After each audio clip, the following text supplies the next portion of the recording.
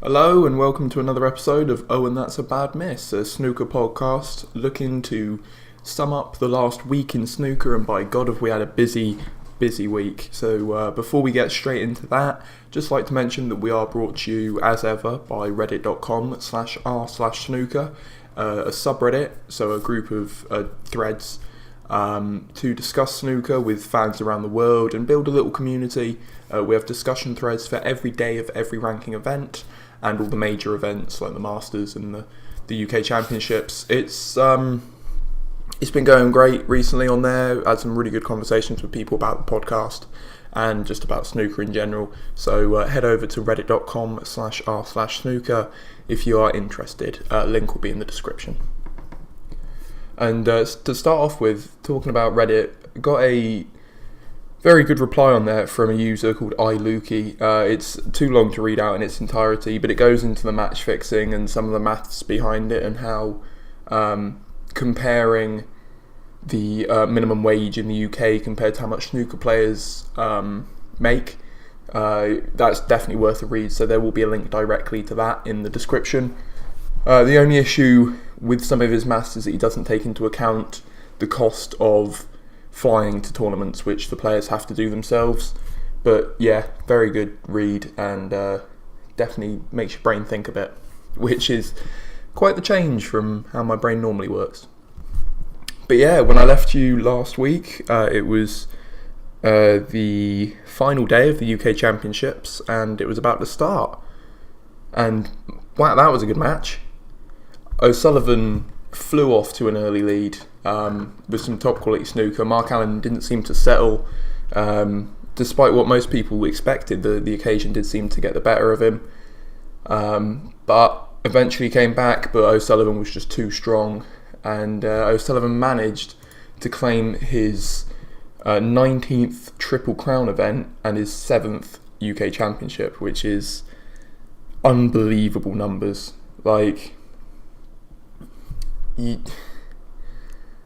That's crazy. That's 2 years in a row he's won the UK Championships. The only one he doesn't hold the record for is the World.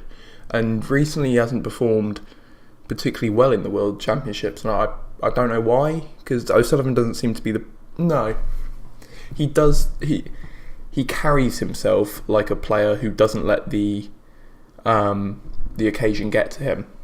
But you can tell by his play, quite often the occasion does get to him, and he still crumbles. He's still human after all. I mean,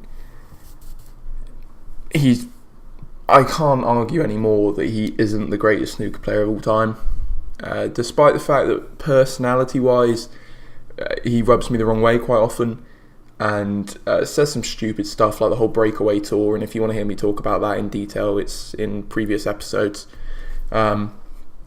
But you can't argue that he's not the best of all time. 19 Triple Crown events. There are players playing on that circuit for 20, 30 years who have never come close to a Triple Crown event, and yet O'Sullivan has managed to win 19, which is the most anyone has ever won in the modern era, obviously not including Joe Davis and people like that. It's incredible. What do you guys think? Is O'Sullivan the greatest of all time? Could you still make the argument that Hendry was more dominant, and if Hendry was still playing now, would O'Sullivan be as dominant as he is? Because as we now know, Hendry suffered really badly with the yips, which it almost trivialises it, because it's such a mental condition where you can't... Something that you've done so consistently for so long just goes. Your ability to play snooker to perfection is gone. Your ability to be confident on the bays gone, and that's horrible. O'Sullivan has luckily never had that happen to him, but Hendry had his career cut short. I don't know where Hendry would be if he was still playing. Would he have been a Steve Davis, where he just sort of slowly drifted off, or a Jimmy White, where he slowly drifted off? Or would he be a Mark Williams, a John Higgins, a Ronnie O'Sullivan, where it's just going from strength to strength? And talking of John Higgins, in the Scottish Open this week, he made a 147, which is brilliant because he spent so long these last couple of months really, saying about how he was thinking about quitting the game, how at the end of the season he was going to take a serious look at where he was. And then he comes out and just smashes a 147. He did end up going out in the fourth round, so the round before the quarterfinals, the round of 16, to Alfie Burden. Despite Burden being 2-1 down at one point, he came back and won 4-2. So, good tournament this week for the underdogs. For example, Daniel Wells. No one would have seen that coming. No one. You had Ronnie O'Sullivan drop out because obviously they were... the scheduling came into it again. Every tournament there seems to be some sort of scheduling error. Mark Allen and Ronnie O'Sullivan played the UK Championship final on the Sunday in York and were expected to be in Scotland to play their first round matches in the Scottish Open on the Tuesday. So that's 1 day's travel straight back to snooker. Yes, snooker is not a physical sport, but the mental taxation on your brain and your mental health must be huge. Because you're concentrating. That UK Championship runs for nearly 2 weeks, week and a half, I think. And then to go straight from that to another tournament. And it's not a small tournament. The Scottish Open is one of the home nations, which is a pretty big deal, really. So Ronnie dropped out. Daniel Wells made it to the semi-finals because of that. Not because of that. He could have beaten Ronnie. But Daniel Wells was scheduled to face Ronnie O'Sullivan in round 1. Ronnie O'Sullivan drops out. Daniel Wells gets a bye to the next round. Manages to get all the way to the semi-finals before losing 6-5 to Mark Allen. Mark Allen is in the final today. I'm recording this earlier on Sunday. And it's scheduled to be Mark Allen versus Shaun Murphy. So maybe the scheduling isn't an issue, because Mark Allen was in the UK Championship final this time last week and has since taken 1 day's rest, gone straight through, and is in the final against Shaun Murphy, in which I hope is a really good match. Now the story seems quite cut and dry there. Oh, it's not an issue. But Mark Allen hasn't been playing great. He played pretty horrifically in the first half against Daniel Wells. And during an interview with Eurosport, he came out and said he does not deserve, himself, does not deserve to be in the final because he's shown so much disrespect to the tournament this week. Because he's been pissed every night, he's been hungover every match, and that's why his quality of play hasn't been too good. Because he hasn't had any time to celebrate his UK Championship success. So he's just had to sort of drink, well, not had to drink, but you know, you work hard for a couple of weeks straight and you fancy a few beers. And so Mark has somehow managed to struggle through all the rounds and is in the final today against Shaun Murphy, who has had a huge turnaround in form. Shaun was going out in the early rounds, I think it was 4, 5, 6 first round exits in major tournaments, in ranking tournaments this year. And for a man who won the champion of champions last year and made it to the UK Championships final last season as well, that shouldn't be happening. But Shaun has somehow come from the UK Championships, worked a full week of punditry, and then come and smashed it at the Scottish Open, playing some really good snooker, just doing what makes Shaun Murphy great: the long potting, the break building, and the one-trip snooker. So I, for one, really hope Shaun wins this, because I'm quite a big Shaun Murphy fan. Because when did he win it? 2005 world title, I think. Which is going back a bit now. It was 13 years ago, and I remember watching that as a kid. I was 7. If it was 2005, let me just have a quick look. Shaun Murphy. I believe it was 2005 world champion. So I've sort of supported him since then. I'd love to see him win another title and get some more form coming, because he's definitely struggled. Speaking of struggling, Ross Muir versus Neil Robertson at the Scottish Open. that caused some controversy because Ross's shot time was around 33 seconds on average per shot, which is very high. And Neil Robertson, after the match, went into the press conference and he threw his toys out the pram a little bit. He complained a lot about Ross's slow play. But if you look at the facts, Neil Robertson, I think, had an average shot time of around 31 seconds, which is only 2 seconds quicker. Like, there's not much in that. And Rosmer was suffering with migraines and eye problems that entire match. So, luckily, eventually Neil did come out after the match and say he apologised, and on Twitter he put up a nice little tweet wishing Ross the best of luck in the rest of the tournament. But he let the not adrenaline, the moment after you've lost and you're frustrated and you go straight into a press conference, you're bound to speak your mind, and what you say there may not reflect exactly what you mean. Which I think we also saw with O'Sullivan with the breakaway tour, because O'Sullivan came straight off the table, was clearly, I don't know, just speaking what was going straight into his mind, and not really giving much thought to the effect his words could have. Yeah, there's not really much you can do about it other than give the players a bit of time to sort of collect themselves. But all other sports also have the straight off the field conversations. So I think maybe snooker could do with having a few people come in and train the players on how to communicate with the press a bit better. Because this is how the big stories happen. And the last thing snooker needs right now is more bad stories. Speaking of bad stories, unfortunately, couple of instances of disruptive crowds in the last week. During the UK Championship final, I believe it was, Ronnie O'Sullivan had multiple people shout out, I can't remember what his exact words were, but it was some nasty stuff to O'Sullivan while he was down on shots. And I think we both know, not both of us, there's hopefully more than one other person listening to this, I think we all know that's not acceptable.